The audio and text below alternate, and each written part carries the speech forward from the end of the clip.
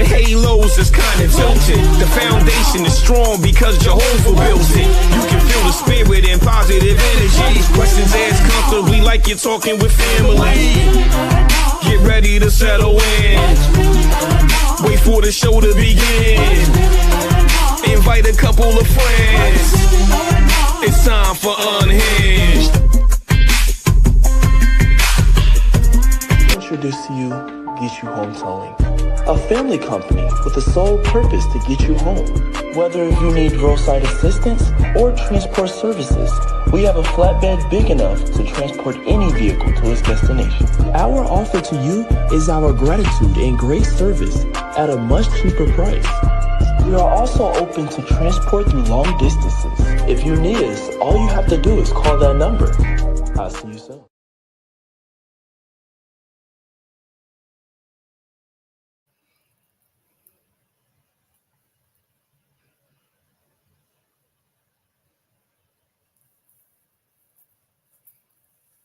Hey, y'all. How y'all doing? Y'all all right? I mean, what's really going on? Thank you so much for tuning in. You've tuned into Unhinged Live. I'm your host, Nikita Tilted Halo Hansford, and I'm sitting alongside my good girlfriend, Karen Sims Harrell of Twisted Threads, LLC. And you already know what it is. It's Tuesday night, and we've got another barn burner of a show lined up for you on this evening. Let me get you familiarized with what's going to happen on tonight's show. But before I do that, I want to go ahead and say hola, hello. Thank you for tuning in to every last one of our replay viewers who are going to be joining us at a later date and time. We appreciate your support. We thank you for tuning in. And if you enjoy what you see and hear happening here on the platform, go ahead and tell somebody about it. Hit like, hit share. Go on over to the YouTube Nation and subscribe to one of our several affiliate YouTube channels. You know, we are here doing what we love to do just for you week after week, and we are about to get into it. Of course, we're going to have a superfan shout out on this evening. Get into it with a great conversation with tonight's guest. We're going to have, of course, my weekly dose of soul nourishment coming from our very own Coach Cass, our weekly reflections of purpose. And of course, we're going to close it out with the weekly Just Be moment. So let me take it back to the top and say, hey, girl, to my good girlfriend, Karen Sims Harrell, Twisted Threads LLC. Karen, how you doing? What's been going on since the last time we were able to connect? Well, you know, I had a traumatic moment, and I had to talk to my nail architect about my traumatic moment that I had over the weekend, right? Because shout out to Girl Talk Nails, you know, yeah, and I'm still clacking though. Here's the challenge though. I had to step out on my architect. And then I had to come and not just confess, right? It wasn't a confession. It was, I needed her to console me because of the bad experience that I had. And I was like, no, Marisol, you don't understand. Like, you know, they was trying to file down my actual finger.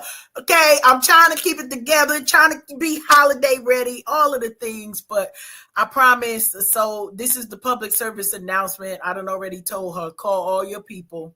Tell them the price is going up in 2026, right? So I apologize. I can't help y'all with none of them payments that's about to come. However, you know, Tilted, that I spoil easy, right? And so yes. Sometimes we think that the experiences that we have are good, right? Until we get a better experience and then realize it was trash the whole doggone time. Can I just say that? Trash the whole time. So for the last couple of months, right, I have been a repeat customer to Girl Talk Nails. And y'all know Marisol, part of our tribe, and once always, we love her, but the service that she gives, right? The experience that we have when we go and sit in her chair. The rest of y'all got nail techs. We have nail architects, okay? That's our nail architect. She comes in, you know, this lady asked me, what color do you want? What design do you want? What would you like to do? I don't have to do none of that when I sit in Girl Talk Nail Chair. And so, okay, it's not going to be a whole hour about that. I'm just saying it's been a couple of days. My breathing is back to normal. Ooh. I think my blood pressure is back down to Listen. where it needs to be. But it was not an experience like the experience that I would like for it to be the experience. And so I called my nail architect. It was like, you better find somebody, because they not down here in North Carolina. Somebody down here in North Carolina that know how to do better than how I just got, right? That's all. And I ain't gonna say more, but I shared it directly with her, Keita. I did share some things with you because you need to know when I'm getting stressed. I'm here for you, friend. I am so here for you, friend. And, I just want to go ahead and extend to you my apologies for flashing these wonderful. Oh, no, you didn't. I'm so sorry. I'm so sorry I have to do that on this evening to you, friend. But, I feel your pain, even though I have not experienced, what you just recently experienced. I feel your pain because I know how I feel elevated every time I go and have my nails done by our good girlfriend Marisol, Girl Talk Nails. And she brought to life my little Christmas vision. I love it. So if I could, give you a healthy slathering of her cuticle oil right now, I would, to bring you comfort, friend. So go ahead if you need to do that right now to help yourself get through the show, provide yourself some comfort. Go on and do that. Go on and do that for yourself, friend. Girl, I feel you, and I know you can hear me because the cuticle oil is always close. I just want to let you know that I'm freezing up here in the Northeast region of the United States. I, almost wanted to take my name back from my child who's been praying for this fluffy white stuff to fall out of the sky. Listen, I'm not ready for it, but I also know that clearly the earth is ready for it because we getting that's right. Go on, soothe yourself, friend. The earth is ready for the moisture, similar to the moisture that your cuticles are requiring right now. Lord have mercy. As a result of your nail salon trauma. Oh my goodness, friend. I can't even boast about my wonderful day. You are going through it. It was bad. That's all I got to say. But the one solace that I did have after I left, I was like, where in the world is my Girl Talk Nail cuticle oil? And sure enough, in the car, holding back tears, I went ahead and just put the cuticle oil on there because it also, my nails have been growing and they just had a wonderful experience with the Girl Talk Nails. And I don't know what to do. I guess I'm just gonna have to drive to the PA area once a month and get my nails done. I don't know what I'm gonna do, but she's on it. She is on it. We'll have a conversation off air about that. We'll have a conversation off air about that. But I'm looking at the time, and we have a guest waiting in the green room, and we got to practice some of this good Southern home training that we come to the show with carrying every single week. So I want to go ahead and get into this week's Superfan shout out. Mm-hmm. All right. Can we get into that, Karen? Can I get a drum roll, please? We get into the drum rolls today. Here we go. Let's go. All right. Lean in close. I got to go ahead and give a super fan shout out to someone who is basically an exceptional human. This time of year, you go down to your mailbox and you go through the bills, and every once in a while, you might run into a delightful Christmas greeting. Well, tonight's Superfan shout out actually showed up in my mailbox all the way from where you hail, North Carolina, Karen. I've got a wonderful Christmas card from Miss Ashley Kalachi. I got to go ahead and give her a Superfan shout out on this evening. Shout out to you. Ashley and I made the acquaintance working down yonder at the place that pays me years ago. And recently, she and her family just surprisingly to us up and relocated down to North Carolina. to get a change of scenery and start their life together. And they have a daughter, she and her husband, Pat. They have a little girl.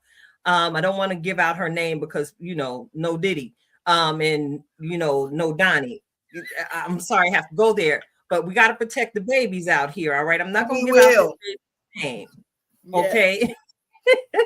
But she has always had so much personality, and I always enjoyed the conversations I was having with Ashley about her daughter and encouraging her to keep her involved in dance, just fostering the creativity and the spunky little spirit that you see coming from this little girl. So I got to give you a huge shout out tonight, Ashley, for just dropping all of that joy down at the post office so it could spread throughout the country to whomever you chose to mail that holiday greeting to.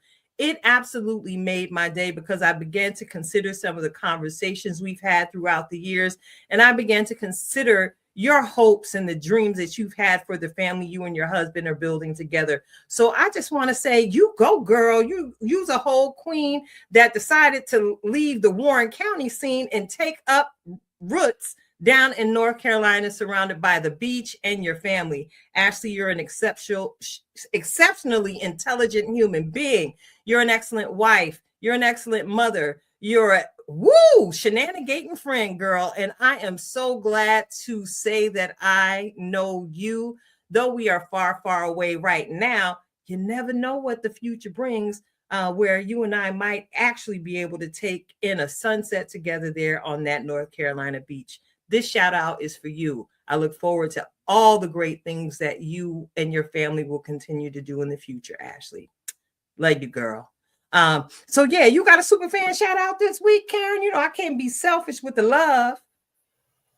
That is a good question. Who I'm shouting out this week? You know what? I am going to be just a tad bit more selfish, right? I'm shouting out my she used to be my middle granddaughter, but now we got too many kids. I don't know what position she is. I'm shouting out Tiara Danae today. Just because she is the truth. She recently celebrated a birthday, and if I'm counting correctly, I think she's 14. But I got the opportunity to spend time with this weekend, and I promise every time I spend time with her, I'm chuckling all the way to anywhere that we are going.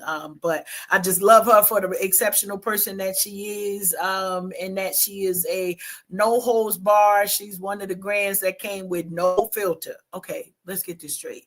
None of my grandchildren came here from heaven with a filter. So whatever line they went in, that was a no filter line. Because if they thinking it, you know it. So shout out to you, Tiara. Every now and then she'll catch the play or the replay. And she usually be like, Mimi, can you shout me out? So there you go, granddaughter. I shouted you out today. All right. So listen. It's cold outside, and we don't want our guests to get ashy because it's that kind of cold out. Mm-hmm. So listen, I'm so excited to welcome tonight's guest, Karen, and I'm sure you are too, because while you was out yonder there in Texas at the book fair, you made the connection with this exceptional gentleman. So I'm going to toss the mic to you real quick to go ahead and give our guests an intro for the evening. Go ahead, Absolutely. sis. It's going to be short from my side because you know how we love to open the floor to allow our guests to introduce themselves. But we've got Dr. Giani Clarkson, and I had the pleasure of meeting him. And this was another one where Alfred was like, you got to meet. I promise you, my husband was dragging me to every table in that spot. It's like, you got to meet so-and-so and so, and you need to talk. But I really appreciated meeting Dr. Clarkson because he is an educator, an author, and a person who is bringing his full self to the profession. So we're going to bring him on stage now. Dr. Clarkson. Hey, what's going on? What's going on? How you all doing? Doing amazing. So glad that you said yes, and you were one of the first ones. I was in there literally while everybody else walking around talking. I was like, all right, here we go. We're going to get these schedules because we know how tomorrow looks like for a lot of people, right? I'm going to do it tomorrow, and then life is happening. So right away, you said yes, and just appreciate you coming tonight. And so, as I mentioned just a few minutes earlier, this is very specific for a date that you're coming, being an educator yourself, knowing that this kind of when the countdown usually starts for teachers and educators. Listen, it done started like to the fact of people know in November you going to school for 13 days, then we're gonna eat turkey, and then we're gonna go to school for 15 more days, and then we're gonna open presents. So ain't nobody playing around. I love it. I love it. So as we had you come in here, if you wouldn't mind introducing yourself, telling us a little bit about your origin story, and those who maybe this is their first time meeting you virtually on our Unhinged stage. No, well, thank you again so much for allowing me to be here. My name is Dr. Giani Clarkson. I hail from the city of Detroit, Michigan. I, of course, lived there and then went from there to Dillard University, where I majored in theater arts and speech communications, and worked in nonprofit for a good little bit, survived Hurricane Katrina, actually left 10 hours before Hurricane Katrina hit the city. And it was something that broke my heart because I love New Orleans, truly. And then when I got to DC, I started working in nonprofit, and of course realized that journey was coming to an end. And my dad said, you know what, you should teach. And I went, nah, I ain't gonna teach. That's not really what I want to do. I've interned at theaters. I won a regional Tony and all this really cool stuff. I don't want to do any of that. And now we're looking at 15 years later, have won multiple Teacher of the Year awards. At one time thought about walking away from education and found myself writing a goodbye letter to education through a book that I wrote called Teach, Pray, Drink, and decided to step out on faith. Released it on my birthday. It debuted #1 on Amazon, and some 6 awards later for the book. I've been very happy how well it's been received, and it's performed in the top 50 and numerous educational categories for those that are interested in education, for those that really want to know what the hell is going on with education, and for those that are just really kind of weighing the pros and cons of whether or not they want to be here. So that is the book that is, and I am so excited to talk about this book and have a great conversation this evening. I love it. I appreciate that part right there. Yeah. Now, as I was talking, because every now and then when we have guests, so I'll tell you, Dr. Clarkson, Tilted will act like she's not going to say nothing, but I know she's going to be beaming for this whole as we I'm here for it. So I'm just like getting right to it. She already knows I never talk about my best friend behind her back because it's so enjoyable to do it right in front of her face. So this is my witness. I'm gonna find out anyway. I love it. I'm gonna find out anyway.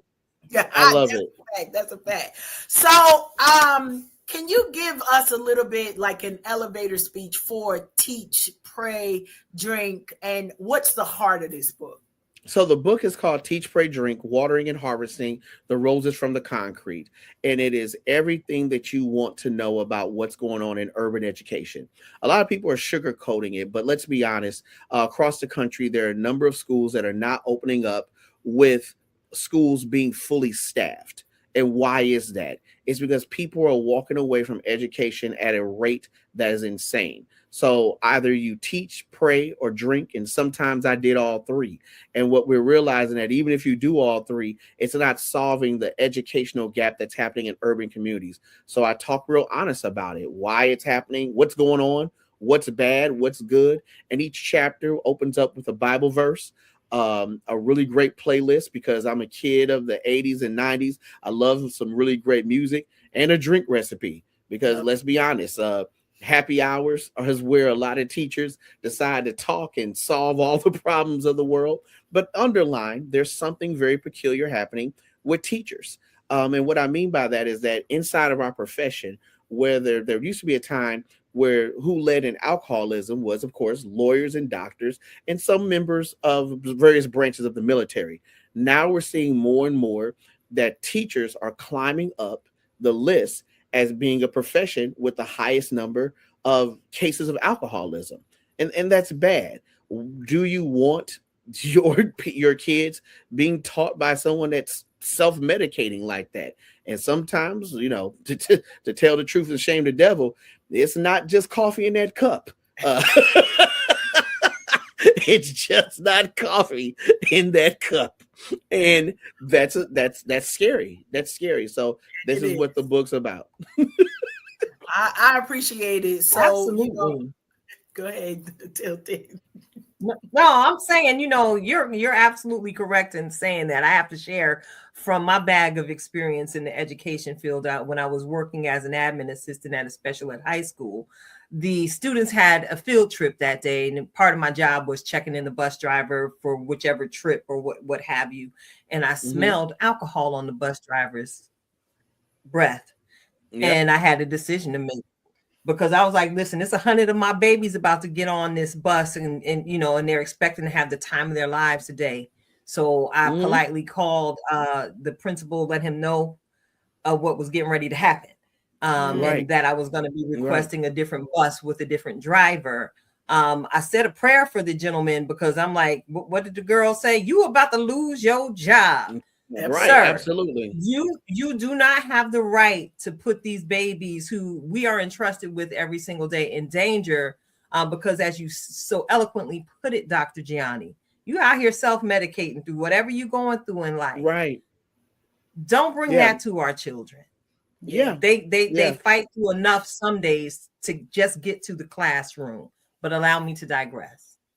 No, and that's a great point that you're bringing up. Go ahead, Karen. I'm sorry. No. You can go ahead, Doctor. No, I was going to say that's a great point that you're bringing up. Yeah, because this is a job that's supposed to bring joy. You're supposed to be bringing joy to others. But what's happening inside of our classroom, where teachers are finding that I can't get through the day without doing this, and then to the point that teachers are quitting at such a high rate. I had to deal with something that kind of broke my heart, but I had to understand the reason why. When my son graduated from high school, of course, the presenter did the typical, how many lawyers do we have in the building? Kids raise their hand. How many doctors do we have in the building? Kids raise their hand. How many social media influencers? Because that's the newest thing. And kids raise their hand. And then she said, well, how many teachers do we have in the building? And not one kid raised their hand. And I was okay with that, until my son looked me dead in the eye with all his honors cords on, and went and did this.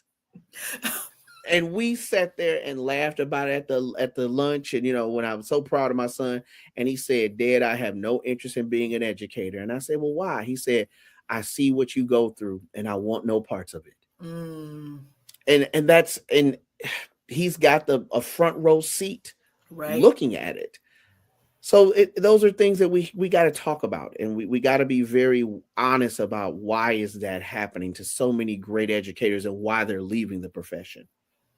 I really, really love that. And as we dig some more into the book, and as you mentioned, I think I knew the title. I knew that the title was literal. There is something different when you go from the title to experiencing the book. And we do go through the scripture, and we do go through the cocktail recipe. Yes. Oh yeah. I'm hands-on that cocktail recipe. I'm gonna tell you what how much, the measurements, everything else, and the reason why. And I even do a little drinking instructions, like, hey, you want to drink slow here, and this is the reason why. But part of it is, and this is just part of the Black experience, we can't sometimes have difficult conversations with a little bit of humor and them shot glasses coming out. Sober thoughts, sober conversations. We have to have those at times, because listen, that's the only way we sometimes get to the truth. And that's sad, but I'm very honest about that pathway. I love it. I love it. And I promise, to our drinking saints, to our cussing 3 days a week saints, to our cussing every day saints. Listen, all are welcome here at the Unhinged Table. And it brought about, a realness to the conversation points that your book is definitely bringing out. Of there are some challenges that are facing, and I'll admit it, as a parent, some of the stories, I don't even want to call them stories, but your accounts, right, were very difficult to hear. Because I want to fight somebody. Like, what you mean? We graduate. I love the chapter. Okay, so I admit, Dr. Giani, I could be or could have been one of those aunties, never the mother. I believe in the accountability, but Tilted, there's a chapter that talks about a student, and the student is failing, and the aunties come up and they like, y'all going, and I just imagine this in my head because I'm very theatrical. We are both not just drama queens, but we stay on the stage somewhere, Tilted and I. I imagine this in my head, Giani, in the sense of, I'm the auntie, y'all gonna graduate my baby. I don't know what this is, right? But I gotta ask the question as one of the earrings coming off, Vaseline come out, slicking your face. I done already came in the sneakers, right? They're gonna be bling because I'm giving rich auntie vibes. Right. Stay ready so you ain't got to get ready. That's our motto over here. How's it ever? I was very angry as a parent for, I'm just going to say it like this. We keep it real. The injustice that was done to the young person in the respect of not having to be held accountable, and not having to walk through the consequence of bad decisions, right? Yes. But that wasn't even the part for me. The part in your book where you started talking about the students, like saying, now we know homeboy ain't doing no work. Why am I supposed to do work? And how do you level those conversations with realness to keep the on track kids on track, right? And to make sure that they don't lose their motivation for keeping to push forward. Like, if playing in my face was a person, that was the only thing that came to my mind. So I say this all the time. Everyone thinks they're an expert in education because we all went through it, right? It's kind of like, I don't know why they teaching it like that. Because when I was in school, Miss Such and Such taught it like this way. Miss and Mr. Such and Such is dead and gone. Okay. We done had all these evolutions in education, and you talking about a practice that existed some 20 years ago. That doesn't mean that we discredit your experience, but you and this child are not the same. There are similarities, but y'all are not the same. What the big issue that we have right now is really teaching kids about accountability. And then we realize that we have parents that don't understand accountability. So a lot of times when I'm talking to first year teachers, I say, don't worry. You've met the apple. The tree is around the corner. The tree gonna show up at parent teacher conference. I don't know why such and such. I don't know why this kid act that way. Just wait. Tree around the corner. And that's not an indictment of calling these parents bad people. I say this all the time to teachers. That parent is raising the best child that they know how to raise. There's tons of books on parenting, tons of books. Ooh. But trust me, if George and Glendale Clarkson could have picked up a book that said how to raise Giani Clarkson, they would have read it cover to cover and still would have made mistakes. because every child is different, right? So we have to find ourselves teaching accountability a lot of time to not just parents, but to kids, but just the parents as well too. Even so much to this point, I've often told my students, if you think you don't like me, wait till you meet your first boss. You think Okay. you think I'm the problem? Wait till you meet your first boss. I like Your that. first boss gonna look at you and I'm just holding grades above your head. Your first boss gonna make sure whether or not that light gonna turn on at your house. Come on Whether now. that water gonna run. You get ready to go out on a date and If you go gonna pick up the have a little. house, let's go there. You gonna have a house, right? You're gonna get ready to go out on a date to pick up the little cutie, and you're gonna realize, oh Lord, someone has stole my car. You're gonna realize the repo man did it. But anyway, we gonna leave. Keeping it real though. Like, Keeping it but real. we have to prepare our kids for Yes. real life, because real life is about accountability and understanding when you do make a mistake, what's all at stake for that. So I love it. that's what we're getting to. That's the grand tax we're getting to. I love it. So just to share a little bit about my background. So Dr. Giani, I have my master's degree in educational leadership. Yay.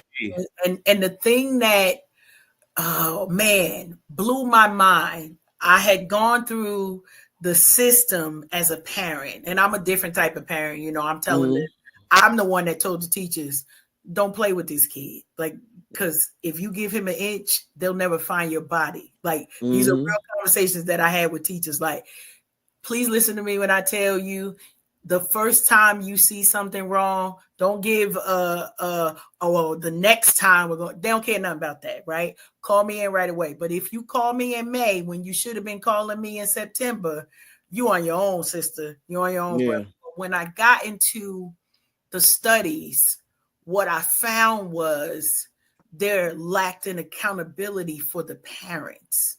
It was like, I can sue the school because my kid didn't learn, right? Yeah. But where's the accountability for me as a parent to say, Johnny, you gonna do your homework. I don't care if we got to do it by candlelight, right? Right. We understand that challenges are happening in people's homes, but how is this where the state of education? I promise you, that was literally 10 years ago. Right. To know that that's still that thing now of if we could just hold, and I don't even want to say hold parents accountable. If we could get parents to understand that educating their children should be a partnership, the same way we talk about co-parenting. If the parent is, if both parents are not in the home, these are the teachers, because y'all are co-parents. Can we just say that? Can we talk about that part right there? Y'all are helping to shape and raise these children, just like extended family would be doing if they had the access and the capability. So I want to hear your thoughts just a little bit about your adopted children, because y'all got them. I know how that is, and what you might think are some of the best ways to create partnership with parents. So this is a really great question. I always say, where does accountability go when nobody wants to take it? Where does it go? Because like when there's something bad that happens, someone's got to take accountability for it, right? What's happening to teachers inside of like the school system or just across the country is that accountability is landing on the backs of teachers. If you're a teacher and you think that you're just going to go to school to just teach, you are so wrong. You are a counselor. You're a mentor. Sometimes you are the extended member of the family. Sometimes you are a mental health coach, and all of these additional responsibilities start to weigh on a teacher. And finally, a teacher looks at their job description and go, "Nah, I ain't sign up for this. This ain't what I paid for. This is not what I want. This is not what I signed up. I'm disinterested in it." And then I think about my career in education. I've literally gone out to reach out to community centers, to churches, to get additional support for my students. And in turn, I've gotten, well, we don't serve those type of people because we don't like their lifestyle. We don't serve those type of people because they don't go to our church. Well, if your school was interested in giving a donation to our church, then we would help the kids in your community. Now, I don't know what part of the Bible that they're reading from, but that sounds kind of peculiar. It appears to me. I think it's from Thessalonians. But anyway, don't do that. Don't do that right now. That's not a real book. My bad. I can name all 66 of them, but that sounds like Thessalonians. That's a book. Okay, so anyway, I got the copy in the closet. Okay, yeah, because that sounds like from Thessalonians. But anyway, I don't want to get into a whole conversation about black church and black betrayal. But anyway, look, we'll be careful. We'll be careful. I'll be nice. But what happens is that level of accountability becomes a problem. So what do you do as a teacher, right? You have to be very smart in your open house introduction to kids into your community. And what I mean by that is this. And this is just great advice for first-year teachers or all teachers. The first time that a parent hears from you should not be when something is going wrong. You need to introduce a sunshine call. Hey, my name is Dr. Clarkson. I'm really excited about working with you and your family and helping, he or she or they raise, operate inside of our school community. Tell me some things about your child. What makes your child special? And I'm going to tell you this much. Those conversations last for an hour. And it's so great because you know what you've done? You've let that parent know ahead of time, I think your child is special. And guess what? Now I've heard why you think that child is special. And I've also heard what are the goals that you have for your child and how do I reach your child? And last but most importantly, I've gotten a clean scouting report on your child. I know why your child was successful last year, why they weren't successful last year. I know their triggers. I know how to push them, and I'm all heads up about it. Because, see, that's what you should be doing as a teacher. You need to get a very clean scouting report of who's in your classroom. Like more so, that old black phrase, who all gonna be there? Mm-hmm. That's what you're doing. Who all gonna be there? I got you first period. Who all gonna be there? Who's sitting in my room? What have you dealt with? Have you seen a parent being incarcerated in front of you? Is someone in your family recovering X, Y, and Z? Are you a family that's in transit and moving from residence to residence?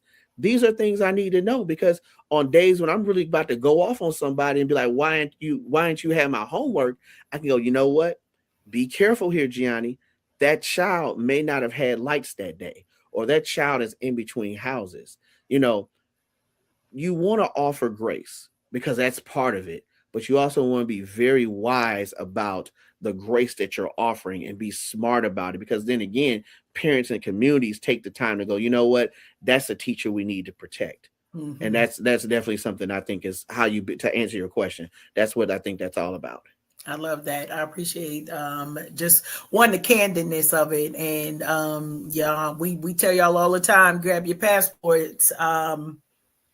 Because you never know what nuggets are going and where we go conversations, right?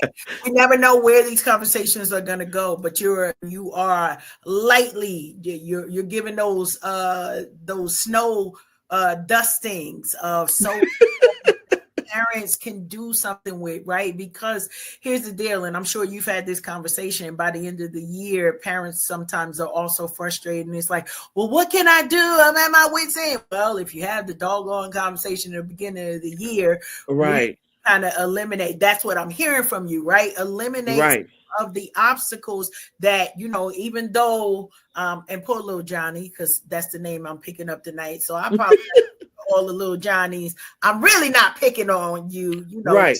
Come on up, step up. But with all of that, little Johnny thinking like, I'm just coming here to do the best that I can. But having that conversation puts them at a better place. And also, as a parent that has received those type of calls, I promise you, like, to receive that as a parent and know, one, it lets parents put their guard down, because a lot of times we often think of the teachers as if you also are the principal, the administrators / that pipeline. Okay, so we're going to treat you this type of way because we have a correlation of what y'all doing with my baby. Not so much that you are protecting them and trying to mold them and train them up, but a lot of parents think teachers are the same as the police. right? And so in their mind, they'll treat you in that particular way as if you're holding their child with a particular light. And I know it because I once was there. Like maybe all y'all, that ain't y'all testimony, right? Right. Got a mindset of it's us against the world, or however people might be thinking that. And even one parent households, whether it's the mom as the head of the household or the dad, we have a lot of one parent household. And so how are those conversations? And you specifically said about, urban education, right? And all of the transformations that it's seen over the years. So I got to put my tilted hat on, and tilted is going to know in a minute, right? So my next question, with my tilted hat on is, after a long day, what might be your favorite drink or cocktail? You know what? It really depends. Sometimes it's just water and reflection. Um, my success has come with falling in love with the boring. And what I mean by that is that I feel like if you're going to be successful, you got to be married to boring. You got to be willing to have a routine. I listen to the playback of me teaching. I probably listen to my voice more so than anything. Did I give enough wait time with this question? Was that clear? Um, you didn't really answer that student's question. And I listen to these things driving home because I'm always trying to chase perfection. That does not mean that I'll ever catch it, but boy, perfection gonna feel like I'm close a lot of times. And that's kind of what I do to wind down. Now, overall, I'm always going to go with a good old fashioned, Okay. or my other favorite drink is a solid Paloma. Like I love a Paloma. And if it's, sometimes I just need to just drink it neat.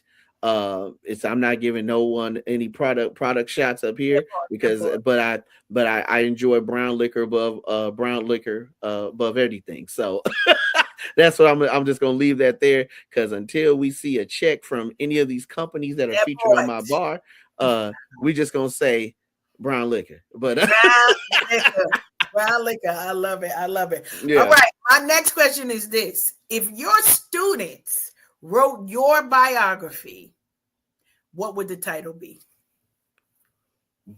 Boy, he cares. And I mean, honestly, they probably say a bad word first, Right. but my students know that I care. That's one thing they say all the time, like, Doc, you really care. And hell yeah, I care. And I care because I'm very cognizant, and I tell them I'm very cognizant of the monster outside of this classroom. And there's just part of the world that is not interested in you being successful. They're not interested in your dreams. They're trying to make sure that they keep you underneath a thumb. I'm very, very honest with my fellas. I tell them, this is the last time you'll ever be in a classroom with this many guys. Black men are disappearing from college. My son is currently a junior at Bowie State, and they have literally taken a whole dorm that was a male dorm, and it's now been converted to an all women's dorm.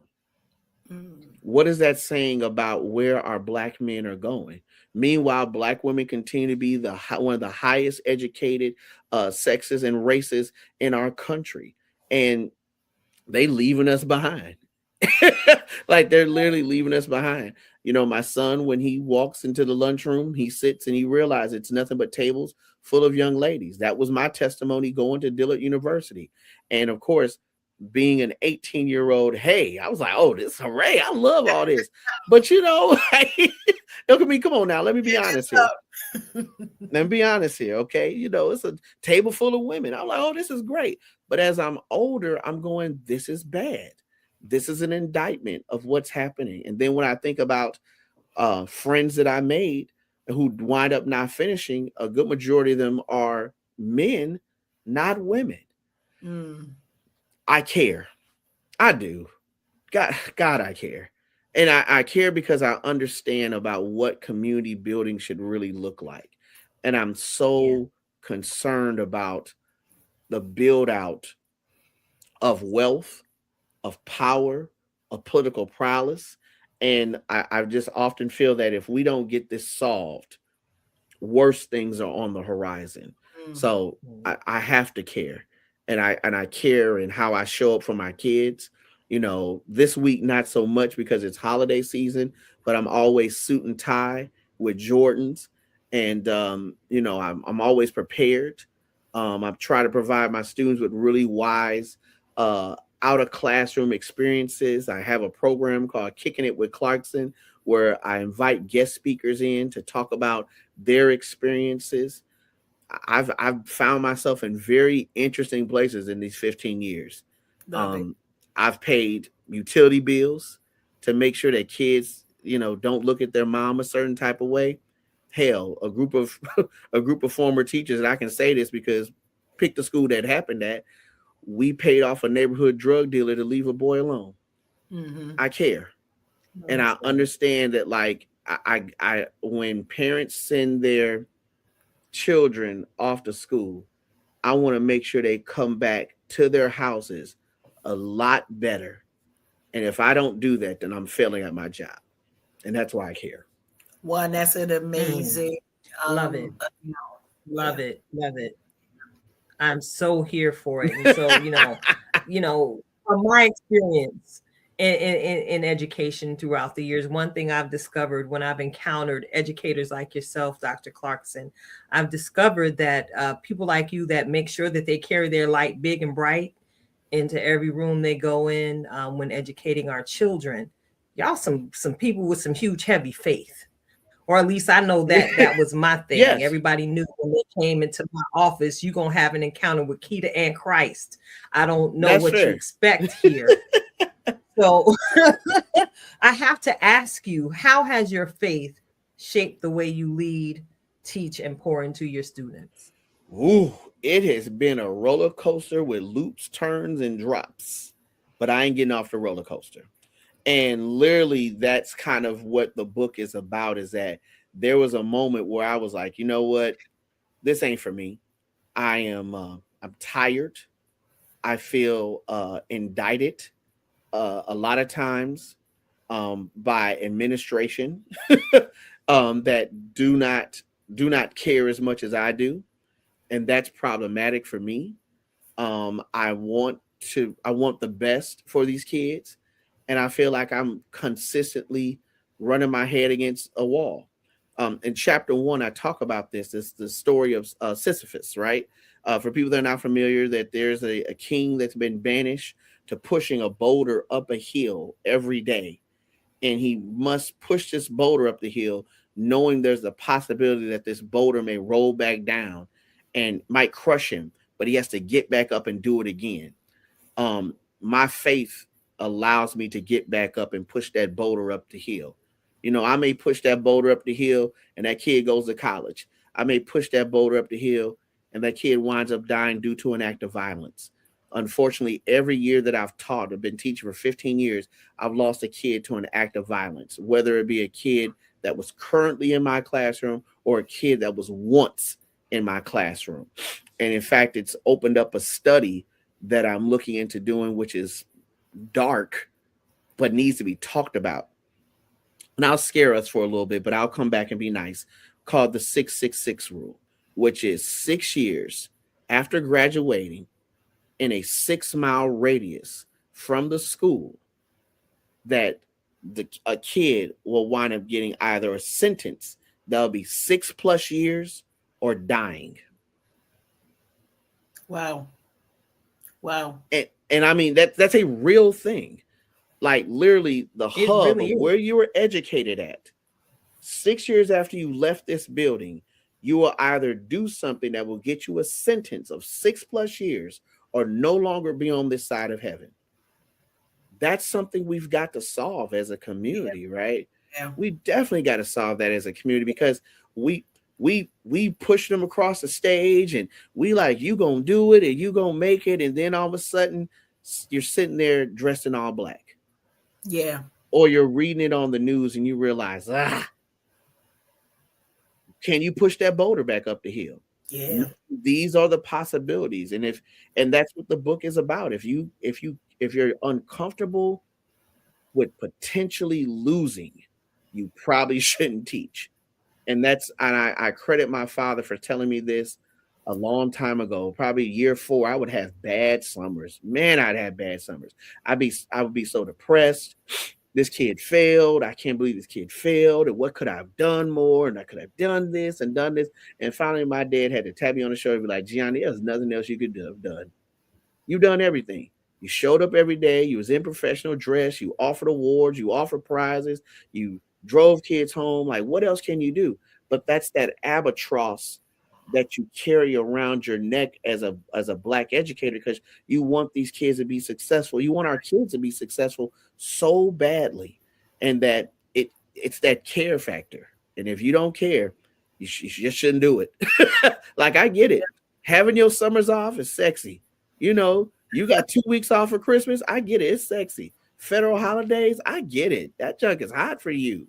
But hey, teaching is the only profession where we market the time off more than will you have an impact on the kid. That's true. That is true.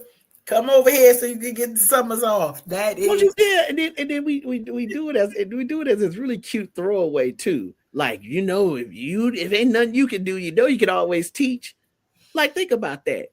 We get the people that don't want to teach no damn way.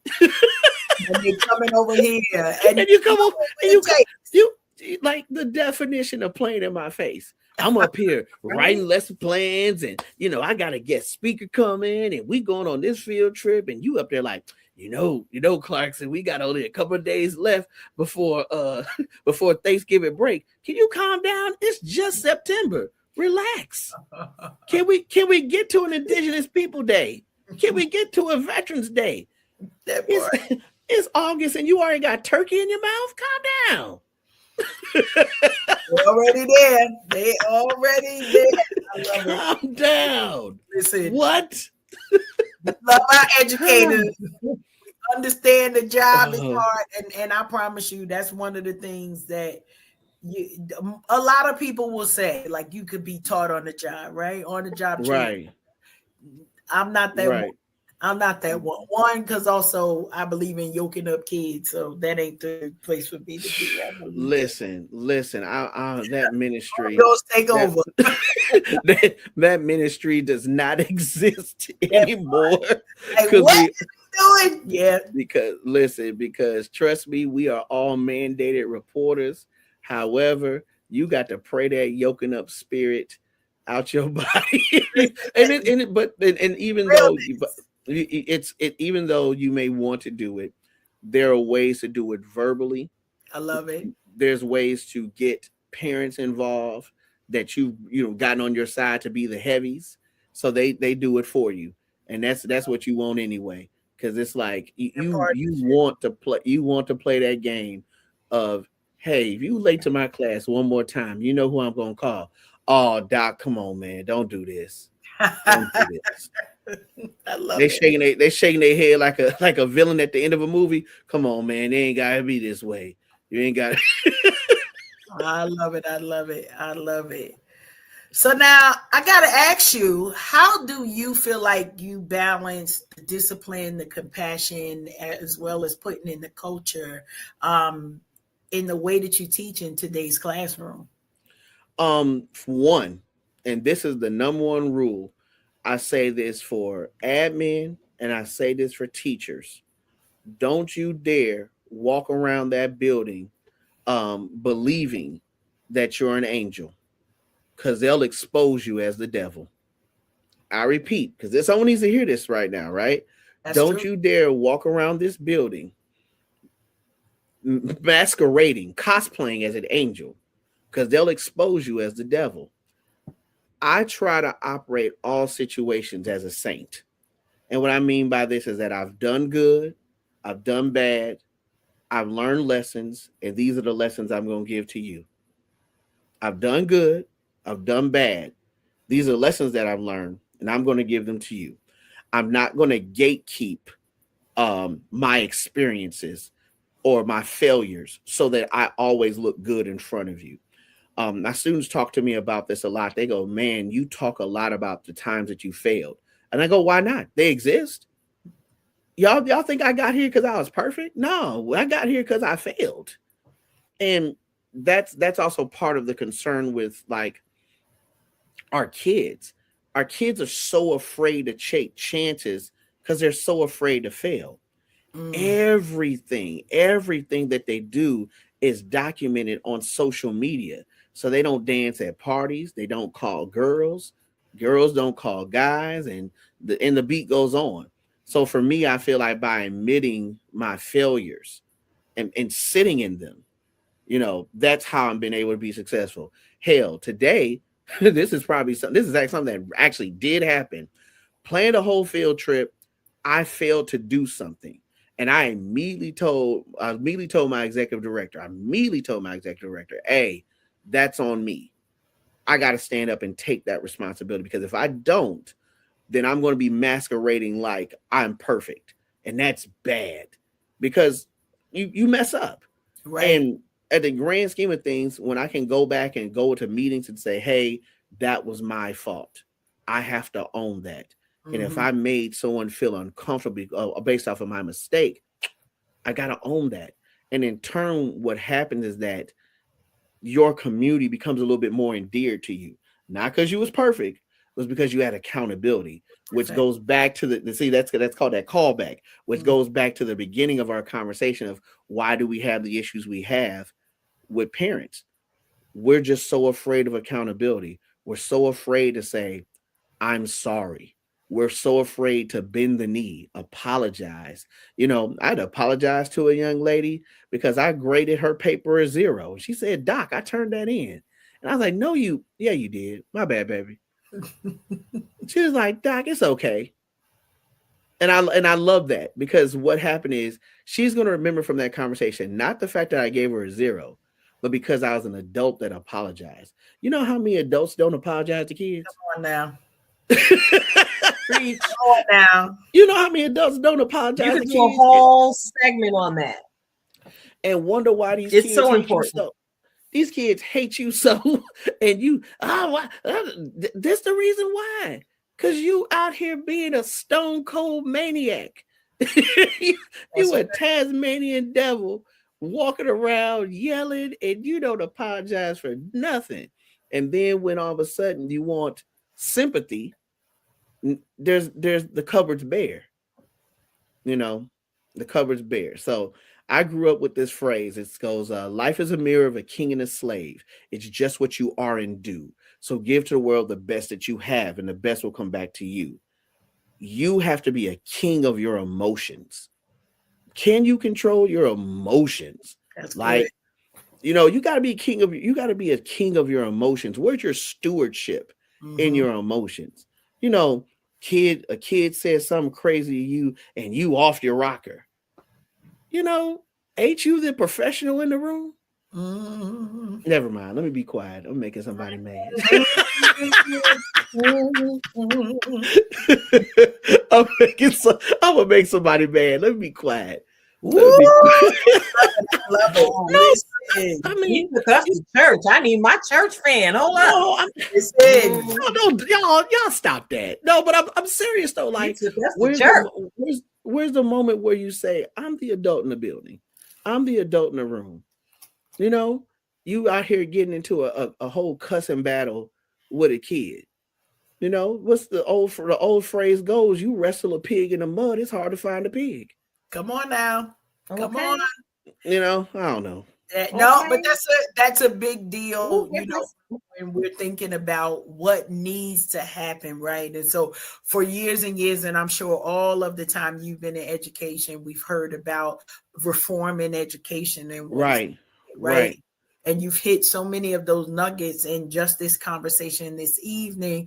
And many of them show up in your book, right? They show up in the conversations that need to have. They show up in, as you talked about, the accountability. I wonder, as I was kind of getting into the book, the thought was, for me, just, has writing this book changed the way you teach, or what I would say, what do you think the impact has been to you for you writing this book? And it sounds like it's more to come. So maybe a series, something else. I don't know.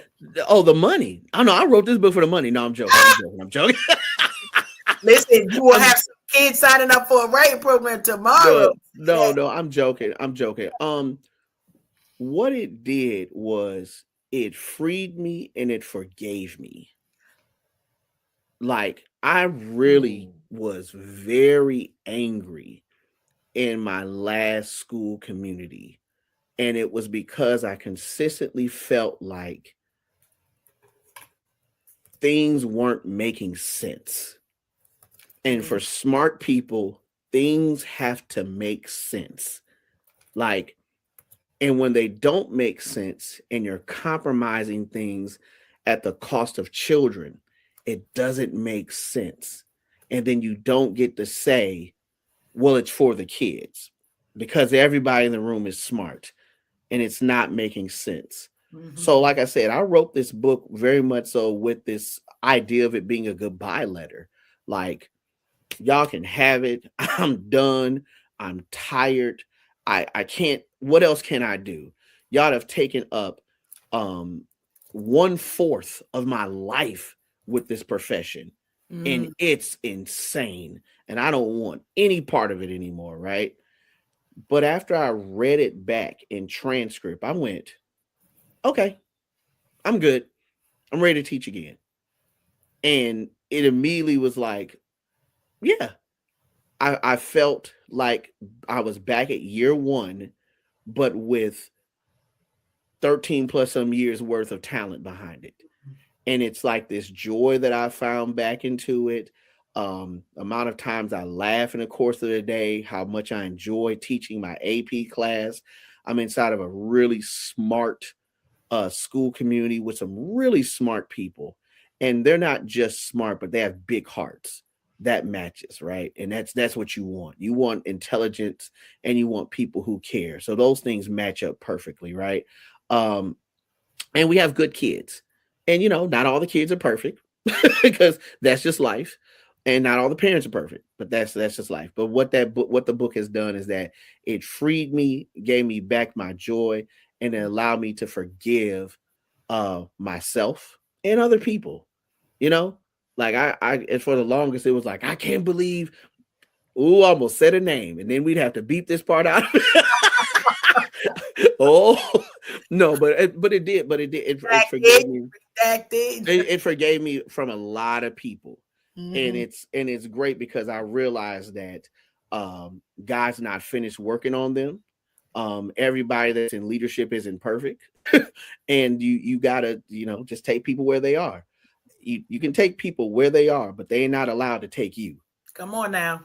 Right. So that's part of what I had to do is like, yeah, I'm gonna leave you where you are, but you can't take me with you. I gotta go. I'm gonna leave you right here. And when God's ready to solve that, or whoever you pray to, right, is ready to solve that, I wish them luck. And that doesn't mean that I walked away from there being once again an angel, but I walked away from there being a saint. And when I talk to first year teachers, I can give to them, in the words of the brilliant philosopher Kenny Rogers, you got to know when to hold them, know when to fold them, know when to walk away, know when to run. Never count your money sitting at the table. There'll be time for that when the deal is done. Don't sit up there and stay at a teaching profession counting. Don't stay at a school counting your money, because you're going to wind up counting your money at a very sad table. There'll be time for that when the deal is done. Get out of there. And I can honestly say, leaving happier, bank account happier. Life is good. Sometimes that's what it is. In that order. Yeah. In that order. Yeah. Love it. All right. So you hinted a little bit about maybe a sequel, maybe a series. No, I didn't. I didn't hint it. You didn't say that. No. I heard Okay, you cannot discredit what I heard, Dr. Okay, I'm sorry. I cannot discredit I what heard it you too. heard. That is What fair. I That is fair. heard was there may be some more writing in your future. I love the transparency of, you know, we're teasing and everything, but I can honestly say I thought it was well written. I thought that Thank you. the humor in it is needed, like, Thank you. some of this stuff and the topics, you know, and the chapters, they were heavy. Like, they were heavy. There is nothing that we could say to be like, oh, well, we could make this a little bit lighter. No, you cannot. You cannot. Yeah. You have to, you know, walk children through their first funerals, right? And or funerals for people who they know. And that's one of the topics that you talk about. But knowing that these are the things that you continue to carry, because it's not like you could put down. There's no, you know, no book return that you could say, all right, I'm done with these memories. I'm done with these experiences. Now, Right. you know, let me get the sprinkles and the glitter, or however it needs to happen. And so these have informed who you are as a person, but they also inform and from what we're hearing, the way that you teach, the reason why you care about what it is. And one of the things I want to highlight was I'm gonna call it a battle, maybe a struggle. You could decide to Sure. But it's the battle that you have as a teacher with children, where you trying to raise your own kids, right? That need to be, and the one recollection was the getting out of school, your son getting out of school early. Yeah. You know, being able to spend time with him, but knowing that there's so many people that that are having to choose and figure out how to balance of, I'm a mom, I'm a dad, I got my own kids, but I also am mothering and parenting and fathering these school children that I'm with from 8 to 3 or whatever the school time is. Right. Right. But those type of things. Can you talk to just a little bit about that? I know you said your son is in college now, so Right. you're on the other side of that. But while I am in it, yeah, what was that for you? When I was in it, it honestly made me sad a lot, because I knew that I had a start time that was 7:40 p.m. and 7:40 a.m. and my son had to be at school around 8 or so. So how did I balance getting him here and me getting there, and you know, my son's mother and of course my parents were very instrumental in really helping him to get to school. There were times that I had to balance, you know, my own finances to make sure that there was a shuttle that took him to aftercare, and literally I'm seeing parts of my check disappear because I just don't have the freedom to pick up and go. And then of course, you know, when he was a lot younger, our spring breaks and winter breaks wouldn't match, but yet, you know, I still had to manage those things. You know, parenting as an educator is very difficult. It's something we don't really talk about a lot, because I always say that teachers, for some people, exist only at the schoolhouse. You know, remember when you were little, and I think comedians tell this joke all the time. Remember you were little and you see a teacher walking around the grocery store with their own family. It's like, what you doing outside? Right. You got a family? Wait a minute, somebody married you and had kids with you? Why you dressed like that? What's going on? Why you at the movies? You like movies? When you start liking movies? Because you don't think, right? Because you don't think as teachers as real people, right? But that's part the teacher's fault. You know, I very much so operate as a real person in front of my kids, which goes back to that saint mentality. What you doing this weekend? I'm hanging out with my friends. We going here. We going to the game. We might watch the game at the bar. You go to the bar? Yes. I'm grown. Get out of my business. You know, where you going? I'm getting on a plane. I'm going on a trip. Who you know in New York? I know people. What? You know people? And then but once again, we've dehumanized teachers to this one shell as a community that we don't think they're real. Right. You know, that's why I'm gonna go ahead and drop this. we dehumanize teachers to a point that we don't think they're real and we don't think their feelings are real. Yeah. That's the reason why when a teacher goes off on a kid or a teacher is fighting back against a kid in a violent situation, we will go, well, they shouldn't be doing it. They're a teacher. Wait a minute now. Their mama and daddy didn't have a teacher. They're a person. Right. Okay. Teaching is their profession. Passion. But they somebody, mother, father, son, daughter, husband, wife.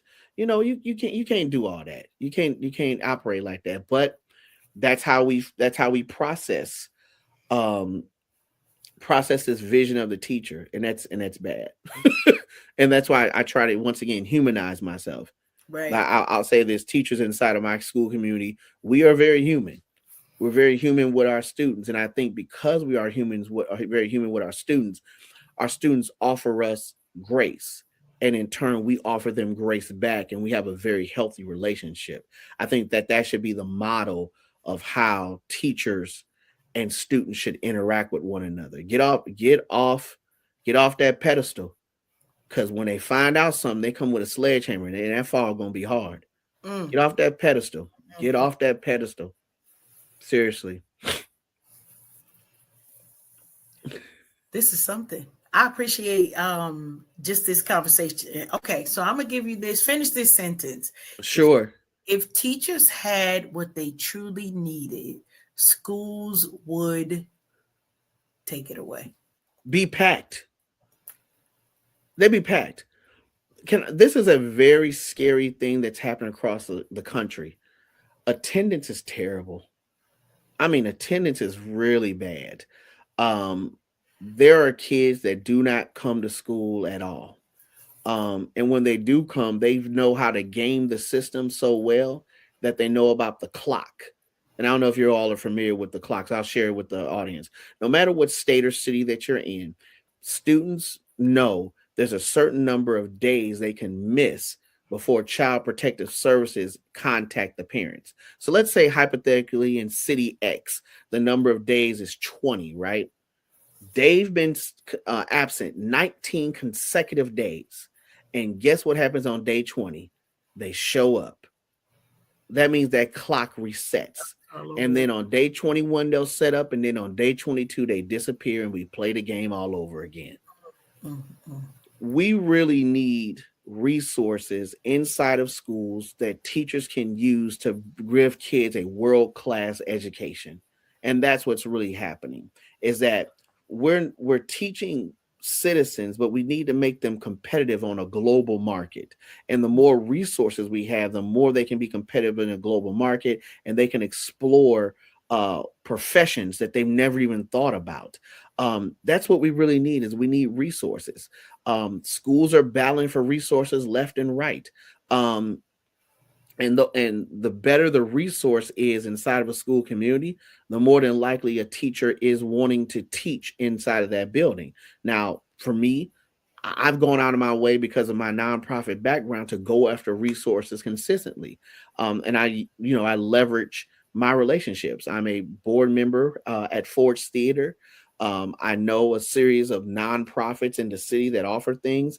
I leverage my relationship with my fraternity, with my chapter, both my undergrad and graduate chapter, to bring resources into the building. But yeah, these resources change the trajectory of scholars and whether or not they decide to attend college or start their professional career. Those things are important. So yeah, if we had money, the schools would be packed, and not just resources, but also giving some teachers the proper training that they need. Mm-hmm. A lot of teachers have come into school and they done read, certain books. I won't mention that book because I don't think that book is good. I will mention my book, which I think is good. But there's a certain book that everyone gives first year teachers, and it doesn't help you teach like a champion, respectfully. If those that know, but all that to say is this, is that those want to be able to give those teachers the professional development that they need so that they can provide quality education and help them progress the way they need to. Nothing's worse than seeing a first year teacher. They got all this passion in the world, but they ain't got no talent. and they can't help it, right? They can't help it because someone didn't train them right. That's a resource that schools need.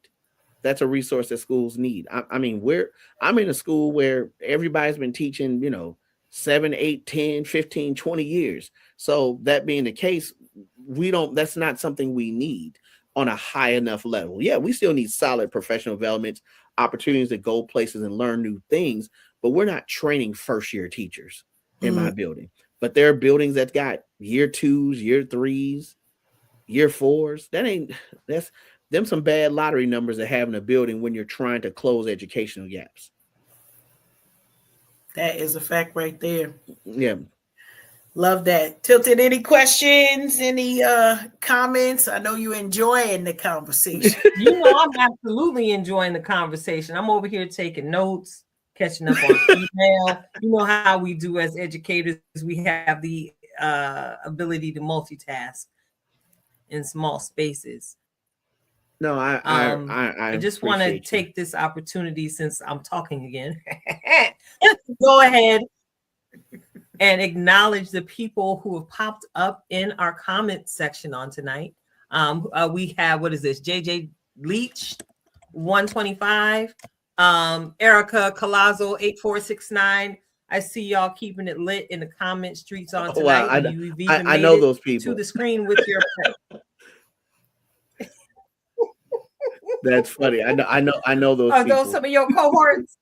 I know those people. I'm focused in, and it's funny. Love it. Well, they're here for you tonight, brother. They are here for you tonight, and I want to say thank you again to everyone in the comment streets.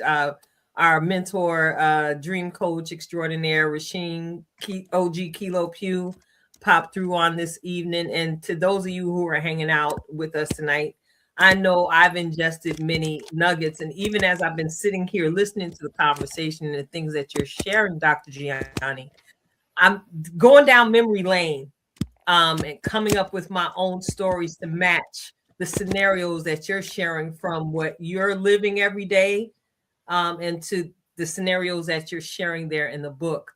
Baby, one thing that really stood out to me is, holding a child as they fall apart after learning that the only person in the world they believe cared about them had passed on. And I was mad because, why would you call the school and tell a special needs child this in the middle of his day and expect his day to go well? So imagine what that is to embrace a child when they feel like they're losing their everything. So thank you for sharing your testimony. Yeah, Connie, been there. Yeah. I have had to. Can I tell a quick story? I'll go quick. Yes, I promise. Okay, I'll go quick. So I had a young lady who thoroughly liked this boy in her neighborhood. And I told her, you need to take it slow. And we would talk often because, I was operating very much so like her school father. And, she said, well, I really like him. He treats me like a lady. And, I really love it. He plays basketball in my neighborhood and everything else. And I said, listen, I get it. And I see you really like this boy a lot. But whatever you do, you make sure that you take it really, really slow. So more and more, she would talk about him, about how he was very close with his father and close with his mother, and that they went to a school on the other side. He went to a school on the other side of the city, and he was very much so a gentleman, bought her things from the store, and never tried to be fresh with her or anything else. And I'm using the old school term fresh. That's hilarious. But overall, I said, what, I really like this guy, and I think this guy is a good fit for you. But whatever you do, you better make sure that you just take it slow, okay? And so she got her hair done, and I'm like, all right, she's like, I think today's the day that we're going to make it official, and I'm about to be, his girlfriend and everything else. I said, oh, this is amazing. I love hearing this. And, sure enough, the next day I came there and I was ready to hear, everything that happened, as a kid say, I was ready to hear all the tea. Right. And I saw her best friend. Her best friend just looked really sad. And man, oof, got kind of caught me there for a second. Friend looked really, really sad. And I said, what's going on? Where's, insert girl's name here. She said, I don't want to tell you. I'm just going to let her tell you about what happened.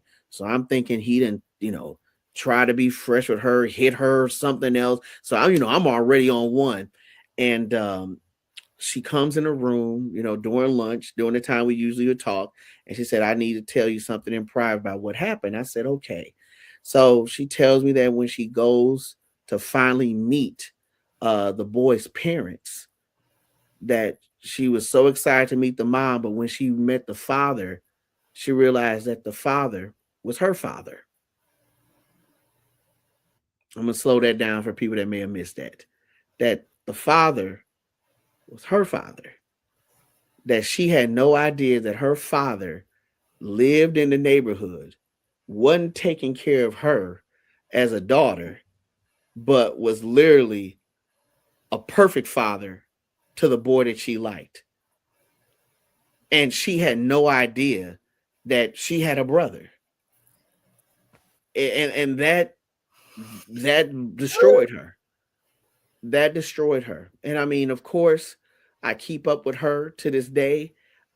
She was like, the best thing about it is that I found a brother and we have a great relationship. And she says, to this day, I'm really glad you gave me that advice to just take it slow. Who knows what could have happened? Who knows what would have happened that day if they went faster than the car could drive? Think about the nightmare. Think about the horror of that. And those family ties inside of the school communities are so weird. Hell, I'll tell you one to make it a little bit lighter to make you laugh. I had this one girl want to fight another girl because she was mad that the other girl's mama stole her mama boyfriend. Oh my goodness! But they sisters. You took my mama man. But they sisters. Yes. But they sisters. Okay, carry the one. You heard me. I was just thinking, carry the one. What? No man. Okay. So we literally are breaking up a whole fight between sisters because the one sister is mad at the other sister because her mama stole my mama man, and it make my mama cry at night. And because I can't whoop the mama, I'm gonna try and whoop you.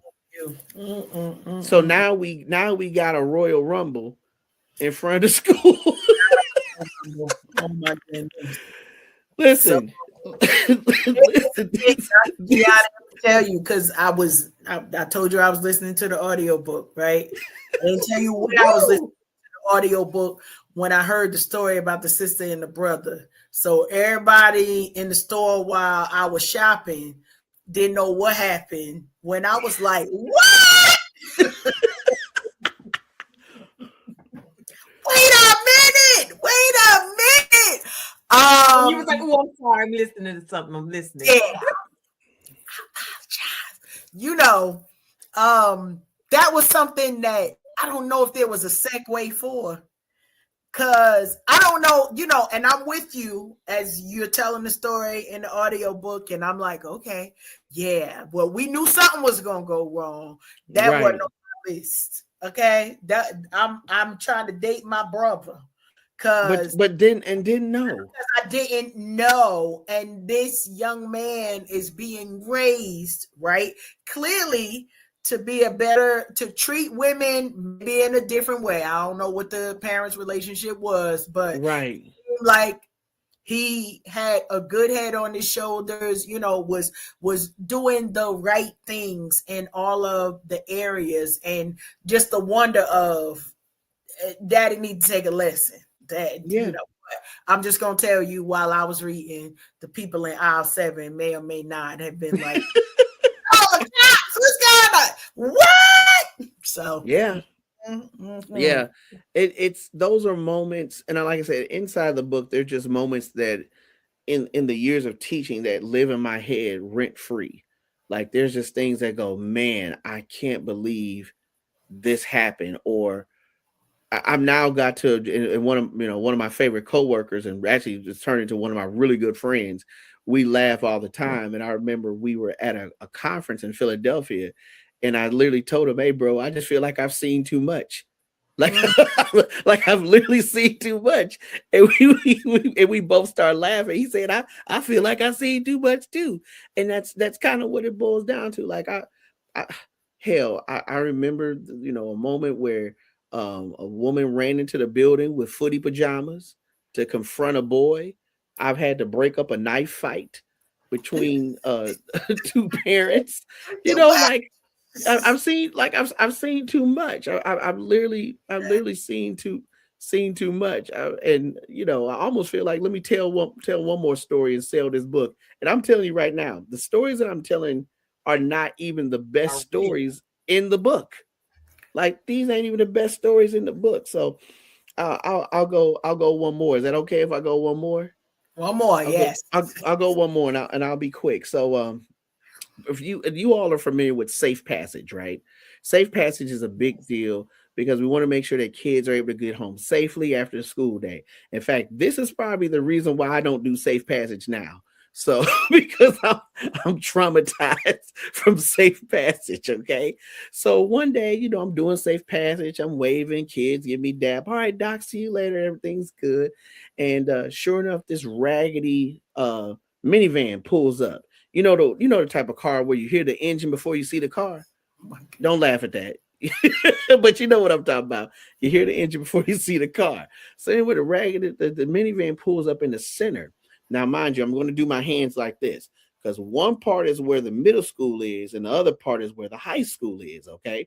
So they pull in the middle. And clearly, I know that this is a middle school parent and I know they're breaking protocol. But this woman gets out the car and she waits for her child to come down from the middle school side because there's clearly some type of tension, but I'm going to let it play out because it's assumed best intentions, right? So anyway, all that to say is that sure enough, the mother's chastising the daughter, chastising the daughter, and finally the little daughter helplessly she points up at these middle school girls. Now I'm going to be really PC here and respectful. These were bigger girls. Okay. These are three of probably the biggest girls on our high school side. All right. So she's called them everything but a child of God and cussing these girls out. So now the girls are heading downhill on this woman that's every bit of 5 foot nothing. And they're looking like they got some bad intentions. So I dart across the street and I run across and I try to stop these girls. Okay. And I stop them. And what I learned is that the mother accused those 3 girls of bullying her daughter. And the 3 girls are like, we don't even know this little girl. Why would she lie on us? Da, da, da, da. And I can see that they're sincere, that they don't understand why this little girl has decided to pick them out the crowd. And I'm like, remember what I said? Adults don't always say the right things, and I got them calmed down. And they get ready to let it go. They're like, you right, Dr. Clarkson, we sorry. And everything is fine. Nikita, I'm telling you, everything is fine, okay? That's what you think. I need to edit this correctly because I want to make sure this shows up in the B-roll. This is my producer mind working, okay? So sure, because Karen knows what happens next. So sure as this mother says, that's why y'all ain't nothing but a bunch of fat bees. And y'all, part of your body stank. This one girl, she reached her hand. She reached her hand somewhere, maybe down to Florida Pan Coast, okay? They're doing the Florida Panhandle. She brought that hand all the way up 95. Made a little left turn by Atlanta, saw a game or two, went through the Carolinas, the home of original Krispy Kreme. And then all of a sudden that hand went up to Maryland and smacked this woman so hard. I repeat that she spun like a top. So now that this woman is spinning like a top, okay, these girls, because once again, I'm if you don't know it, but I'm not really tall, okay? So, I'm every bit of 5'6", 5'7" I gotta go on mute on a good day. This one girl pulls a spin move on me and spins me out the way. And they tackle this woman and they start punching her lights out. And I want to be very clear this motion I'm giving you, okay? So as they punching this woman out, now Nikki, stop laughing now. This is serious. So as they punching this woman out, I now have to remember one of my really good friends broke up a fight between some girls. And in the midst of it, he broke up a fight between the girl and he broke the girl's wrist. And now the family is, has legal suits against my friend. So I'm thinking, or my frat brother, I should say. So now I'm thinking to myself, I don't want to break up this fight, but this woman is getting the crap beat out of her. What do I do? Luckily, some women I work with jumped into the fight. And I went, okay, now I'll jump in the fight and I'll help pull the girls off. So when I finally get the girls off of them, the girls are super emotional and I get them across the street. The mother get up, and you remember that episode? You remember that episode of Tommy? I remember the episode of Martin when Thomas the Hitman Hearns beat him up and he had all knots on the side of his head. So she get up the grass talking about y'all let them girls beat me up. I'm looking at her like, ma'am, didn't nobody tell you to get out this raggedy minivan and pick a fight with the defensive line for the Baltimore Ravens? Ain't nobody tell you to do that. Ain't nobody tell you to do that. You could have stayed in your car and been safe. And we could have and now look at you. You done ate a whole patch of grass. Hair all messed up. Now got rocks all in your earlobes. What am I supposed to do with that? And this happened in front of your daughter. How you gonna explain that? Talking about go clean your room. Knowing that she can call these three girls and whoop you anytime she want to. So anyway, let me get back to the programming, right?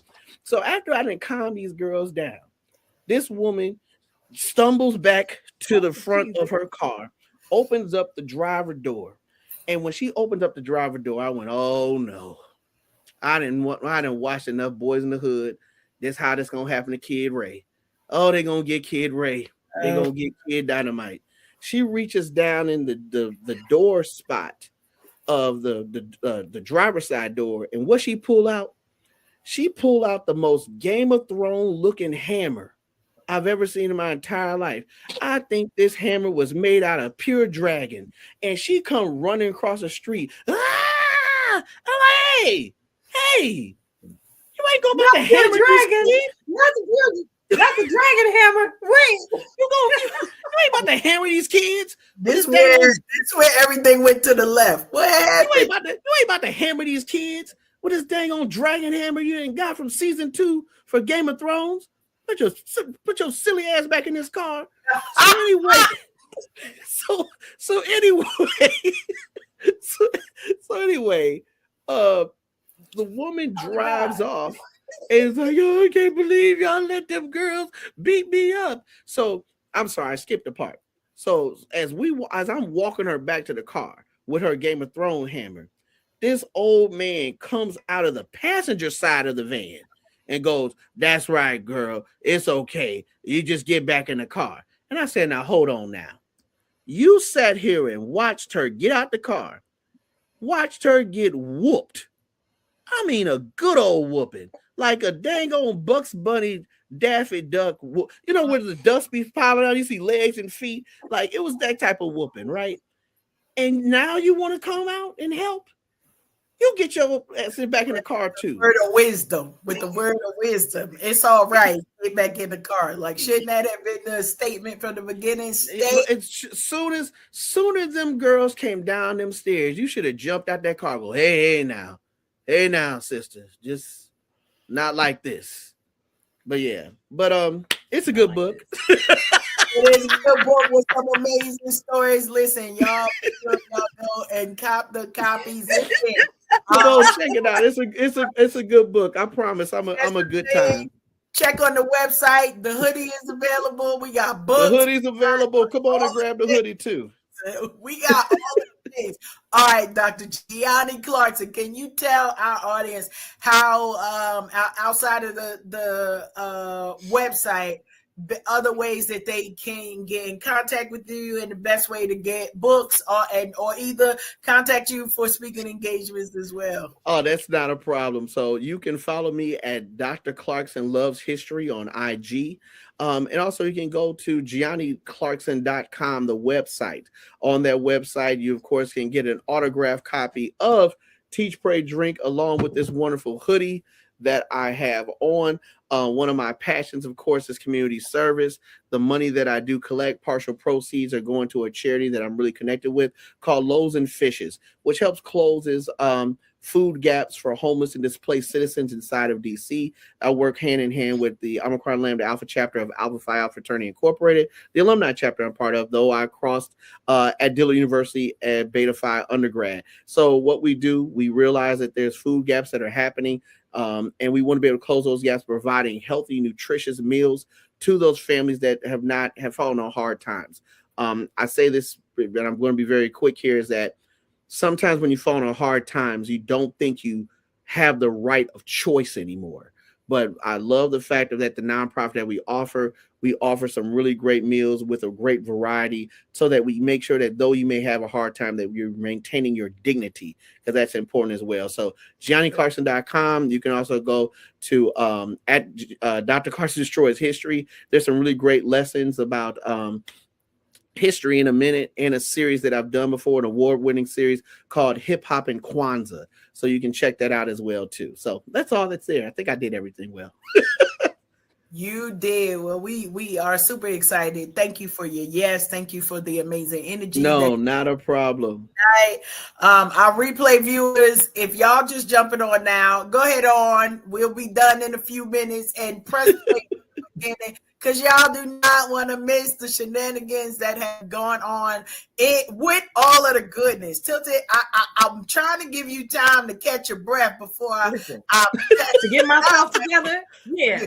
I'm trying to get myself together because I'm over here crying. Like,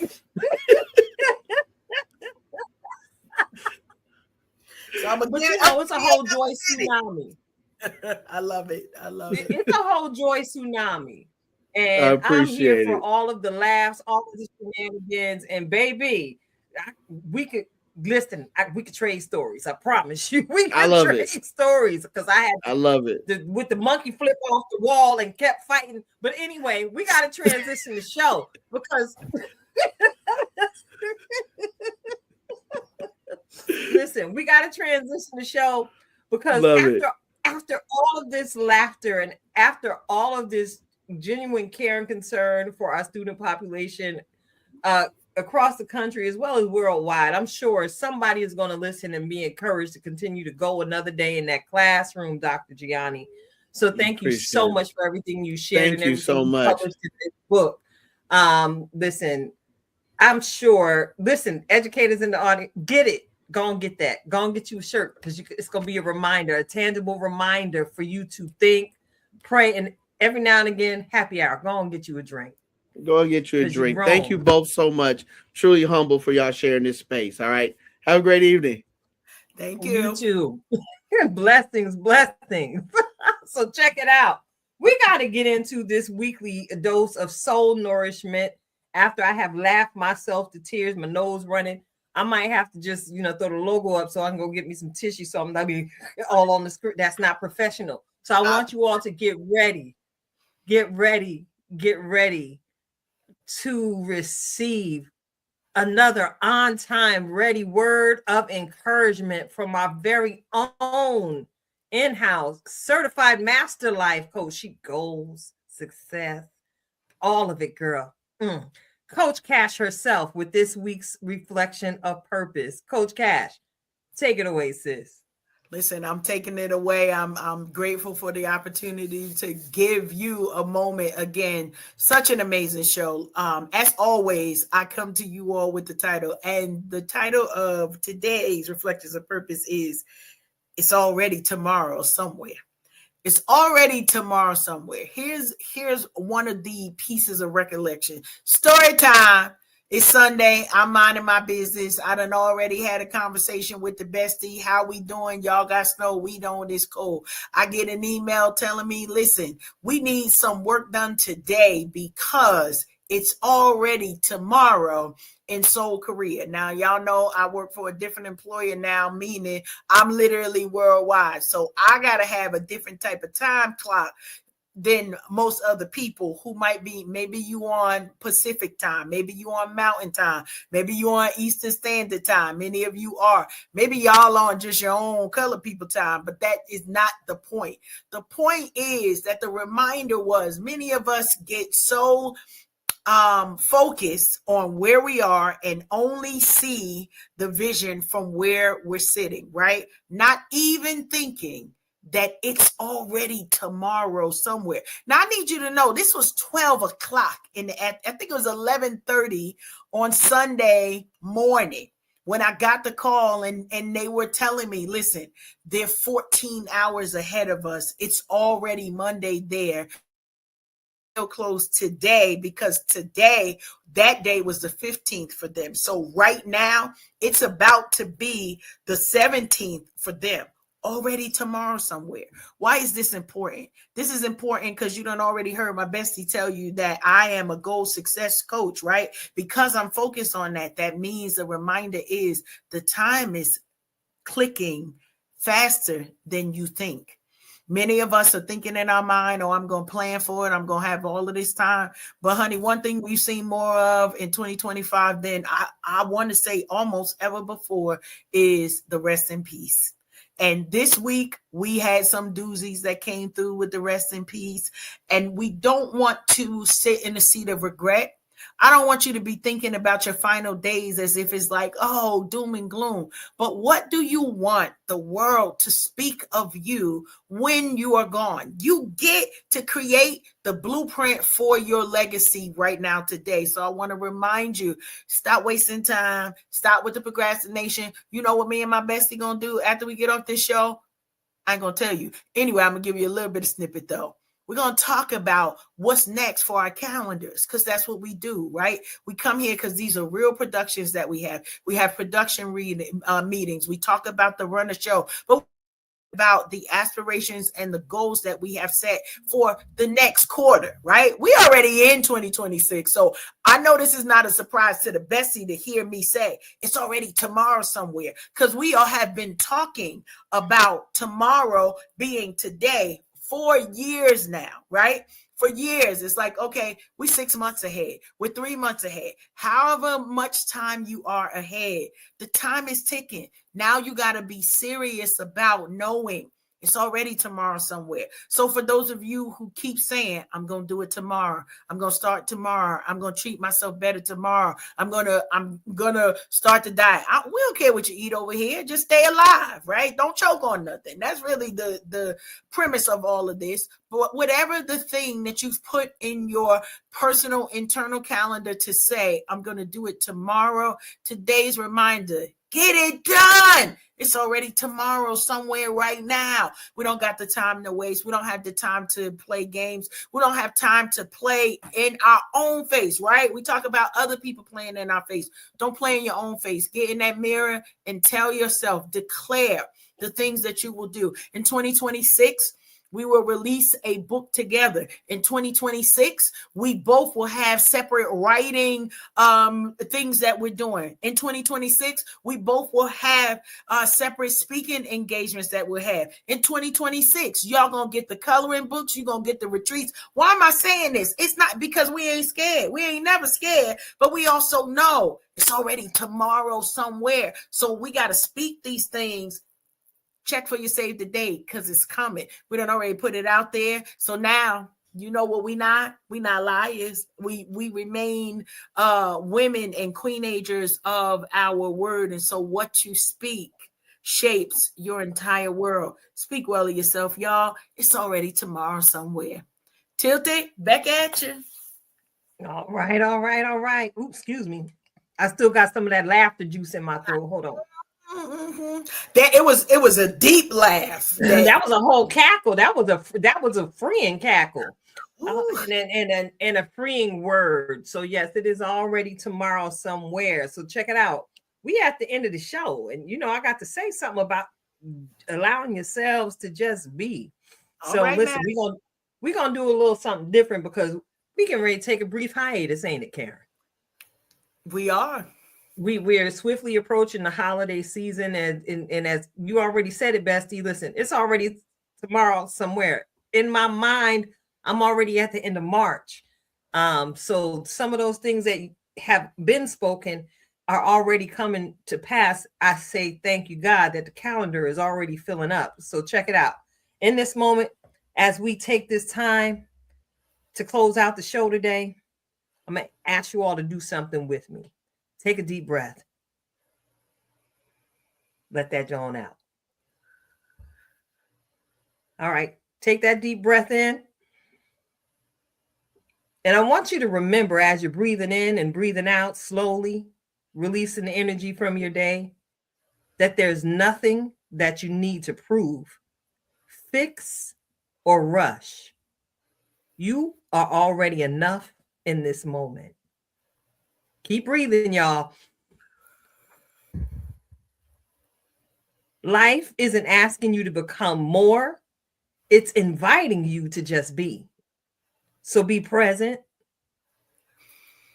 be honest, and be kind to yourself. Trust that what's meant for you is aligning, even when you can't see it yet. Keep showing up. Keep listening to your inner voice. Until next time, stay grounded, stay open, and above all, just be. It's your girl Tilted Halo, sitting alongside Coach Cash, Karen Sims Harrell of Twisted Threads LLC. We are Unhinged Live.